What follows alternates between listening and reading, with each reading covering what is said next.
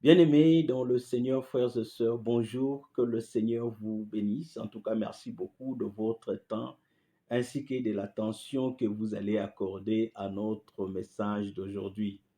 Nous sommes en train de continuer avec notre message sur les œuvres mortes et dans notre introduction, la fois passée, nous avions signifié aux enfants de Dieu que quand nous lisons avec attention l'Ancienne Alliance, nous nous rendons compte que les pratiques des gens ou les œuvres des gens étaient catégorisées en deux. Il y avait d'une part les bonnes œuvres ou les bonnes pratiques et de l'autre, il y avait de mauvaises pratiques ou les mauvaises œuvres. Les bonnes œuvres, c'était des œuvres qui étaient produites en accord avec la loi de Dieu. C'était des pratiques que Dieu approuvait. Tandis que les mauvaises œuvres ou les mauvaises pratiques, c'était des pratiques de désobéissance à la loi de Dieu qui constituaient naturellement le péché devant Dieu. Et quand nous venons dans la nouvelle alliance, frères et sœurs, nous considérons ce que les Écritures nous renseignent dans le livre des Galates, nous comprenons que ces deux catégories de pratiques sont reprises aussi dans la nouvelle alliance. Il y a d'une part les bonnes œuvres et de l'autre part les mauvaises œuvres. Les mauvaises œuvres sont décrites dans le livre des Galates comme étant des œuvres de la chair, des œuvres que Dieu n'approuve pas. Tandis que les bonnes œuvres, ce sont des œuvres qui sont produites par les fruits de l'esprit. Et nous avions tiré l'attention des enfants de Dieu pour signifier que la Bible ne parle pas des fruits de l'esprit comme si ils étaient nombreux, mais la Bible nous parle de fruits parce qu'il n'y a qu'un seul fruit de l'esprit. Et c'est quoi le fruit de l'esprit? Le fruit de l'esprit n'est autre que le caractère ou l'image de Dieu qui est imprimée en nous chrétiens, et de cette image-là proviennent tous les comportements qui sont en accord avec la loi de Dieu.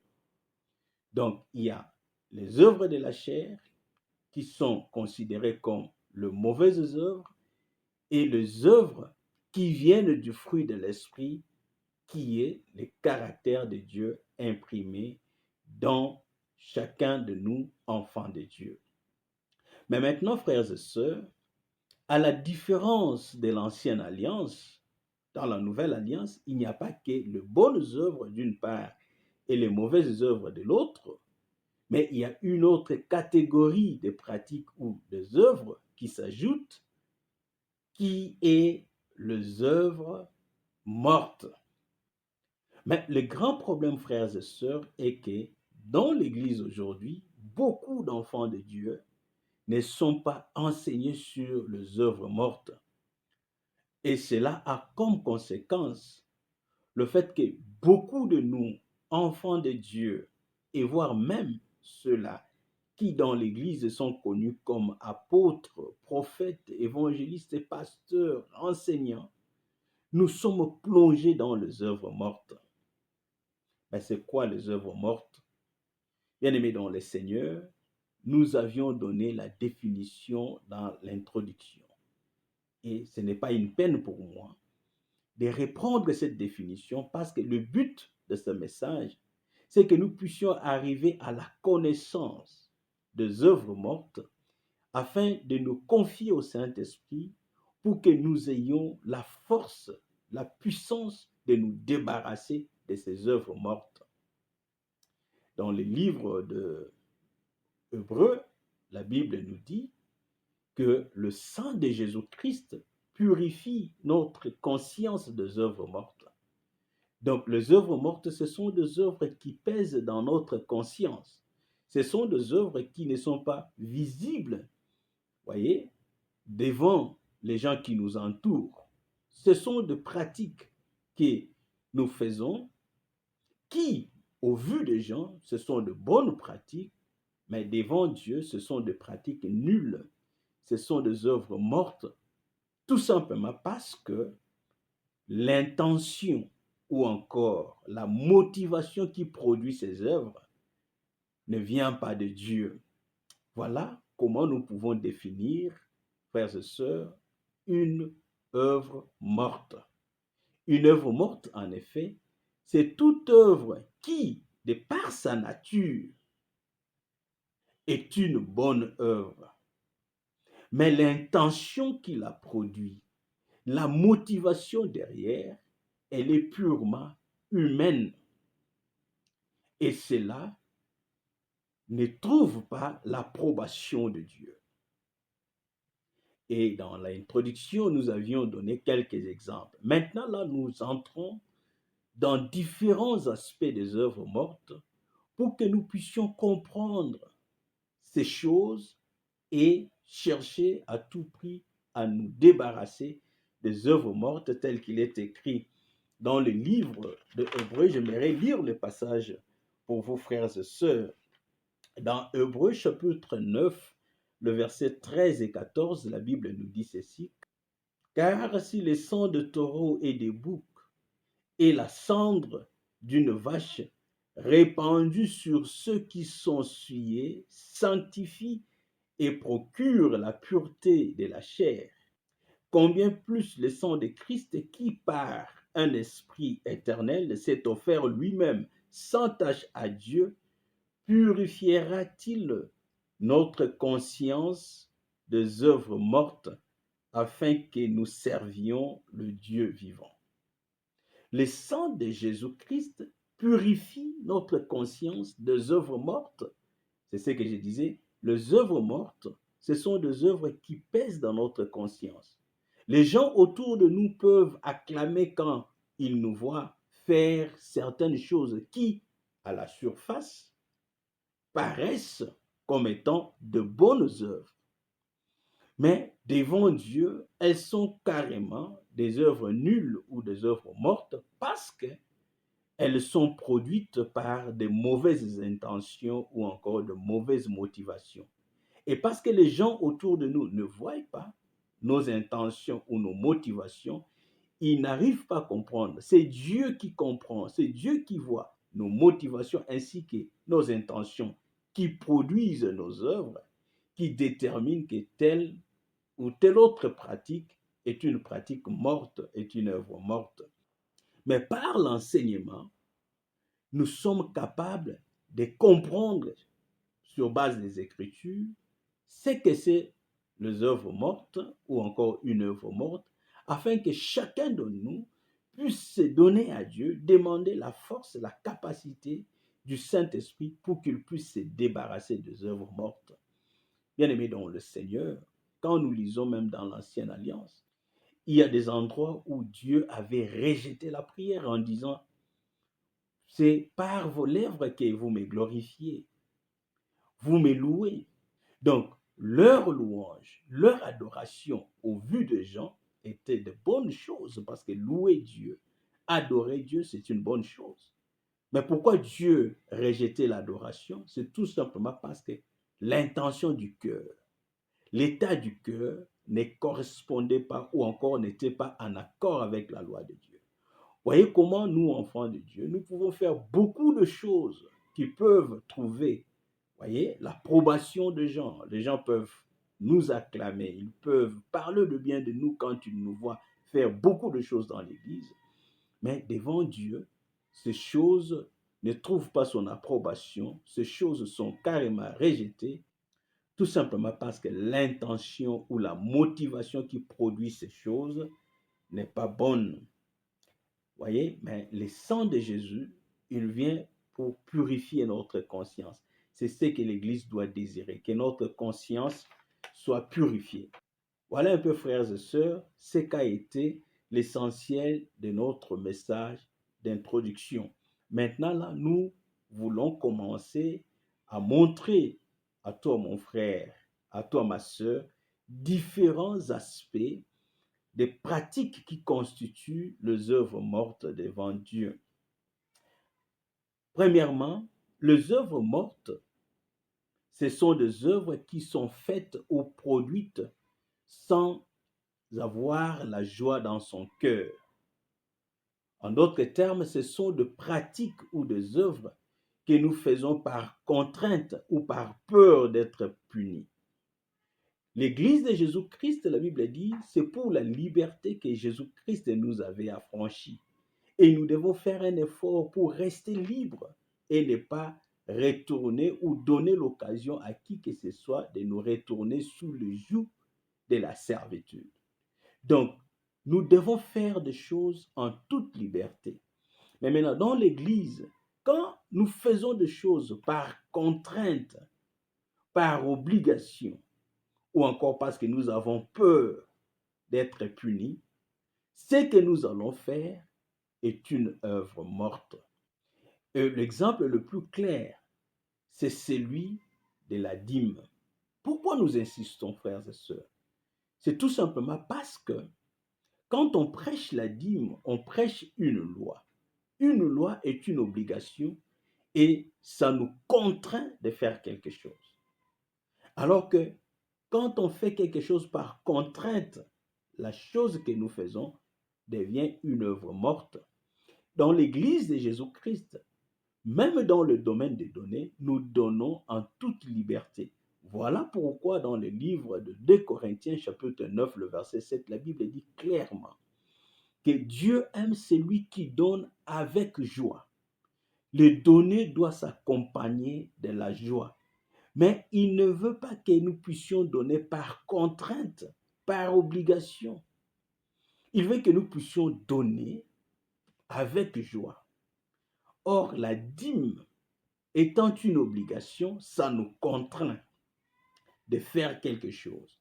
Et quand nous faisons quelque chose parce que nous avons peur ou parce que nous sommes contraints, la chose devient devant Dieu une œuvre morte.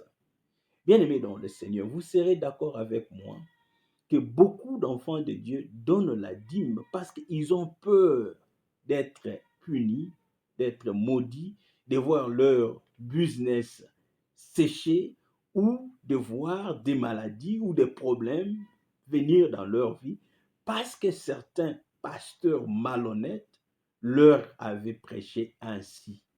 Et maintenant, à cause de la peur de connaître la chasseresse dans ce business, la malédiction dans ses affaires ou dans sa famille, c'est cette peur-là qui les pousse à donner la dîme. Donc, ils donnent la dîme par contrainte.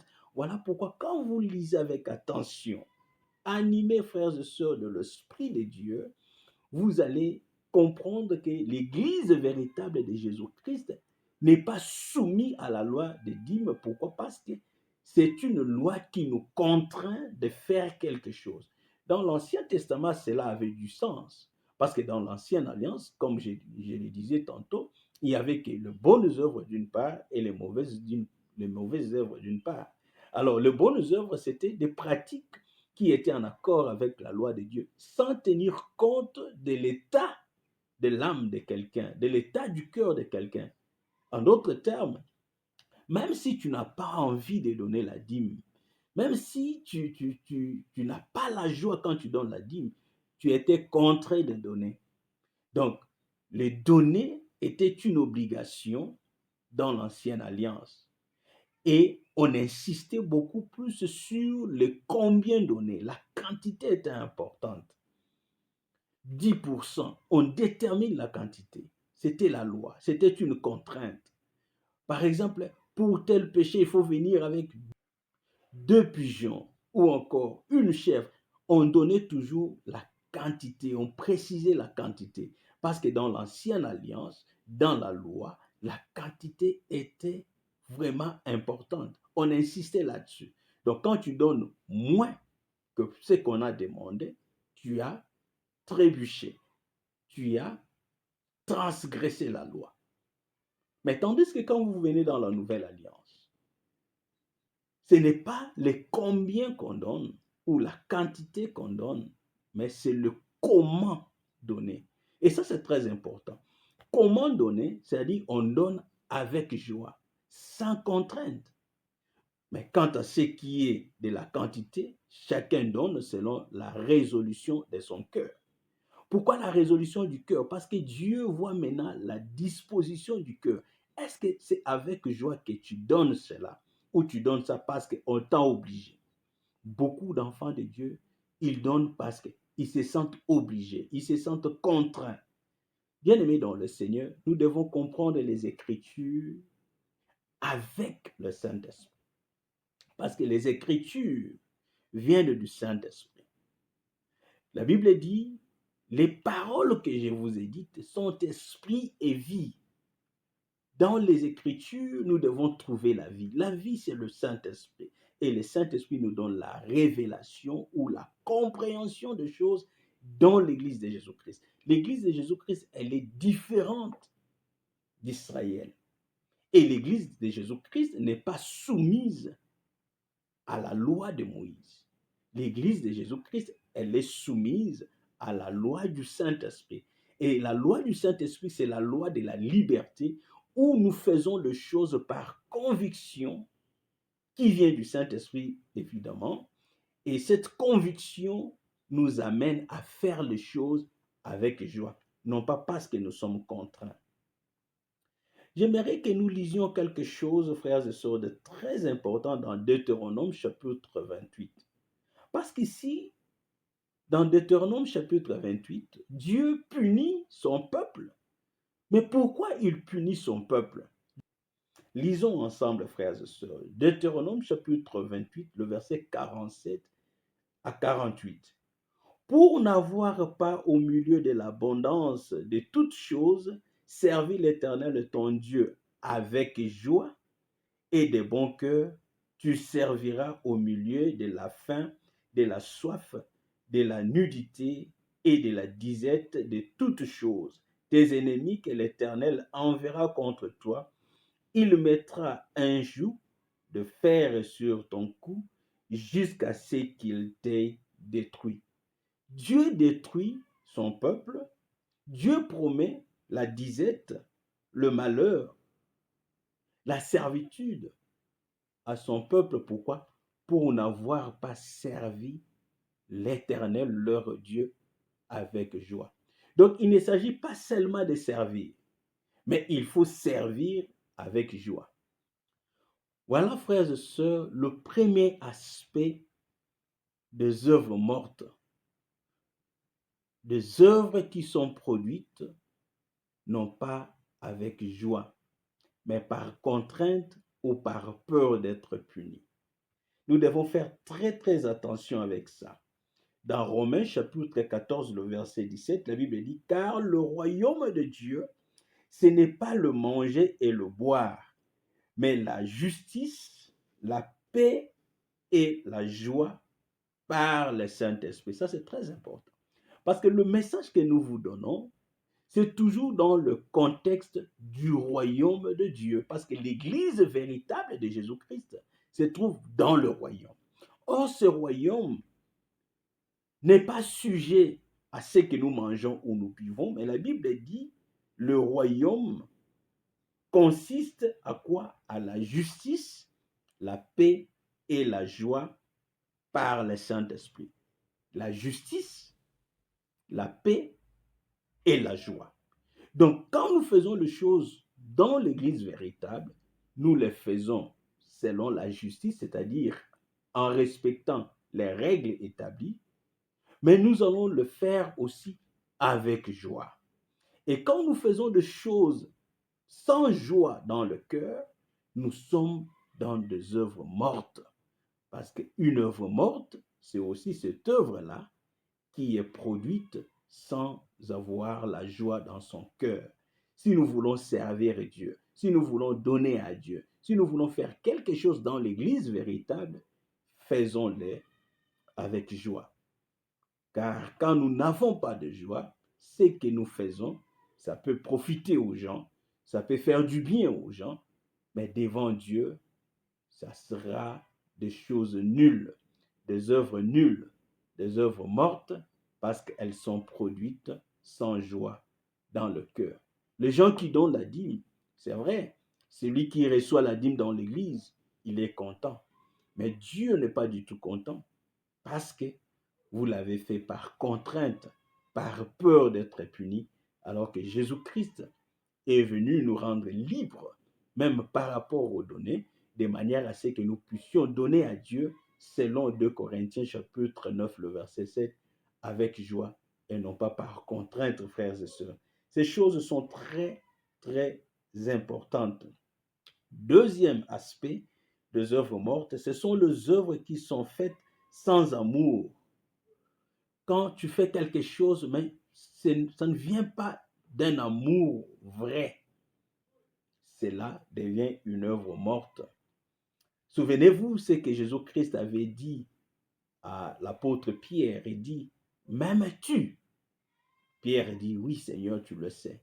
Il dit, paie mes brebis. Donc, en d'autres termes, pour paître les brebis de Jésus-Christ, il faut commencer par aimer Jésus-Christ.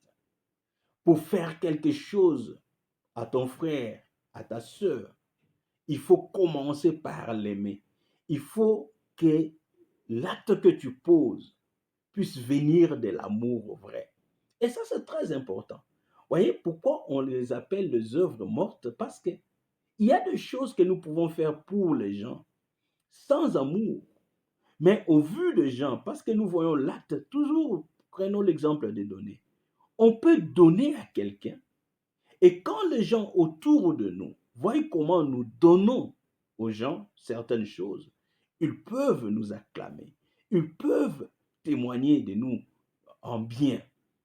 Mais attention, il y a des gens qui donnent, non pas pour faire du bien, non pas parce qu'ils ont de l'amour, mais ils donnent parce qu'ils ont de la haine. En effet, quand ils donnent, c'est pour détruire des vies. Il y a des sorciers qui prennent de bonnes choses, qui donnent aux enfants d'autrui. Et au vu de beaucoup de gens dans la société, les gens peuvent parler de bien de ces gens, qui sont sociaux, qui sont bons. Mais alors que quand ils donnent, ils ne donnent pas avec amour, mais avec haine, avec l'intention de détruire des vies, de bloquer la vie des gens. Voilà pourquoi seul Dieu qui connaît le cœur peut voir véritablement qui est celui-là qui te donne avec amour des choses. Ne sois pas seulement content ou contente parce que quelqu'un t'a tendu la main, mais il faut chercher à comprendre si cela vient avec une bonne intention, si cela vient par amour. Quelque chose qui est fait par amour, c'est toujours pour ton progrès, c'est pour ton bien. Alors quelque chose qui est fait par haine, toi tu ne peux pas voir le cœur. Cela vient pour te détruire. Voilà. Aujourd'hui, frères et sœurs, nous arrêtons là. Nous allons continuer pour voir d'autres aspects. Aujourd'hui, nous avons parlé de deux types de œuvres mortes. Il y a les œuvres mortes qui sont ces œuvres-là qui sont produites sans joie dans le cœur. En d'autres termes, ce sont des œuvres produites par peur ou par contrainte, peur d'être puni, tel que la dîme, l'exemple que nous venons de donner. Et le deuxième type des œuvres mortes, ce sont des œuvres qui sont produites sans avoir l'amour dans son cœur. Et prochainement, frères et sœurs, nous allons continuer avec d'autres aspects. Que le Seigneur vous bénisse.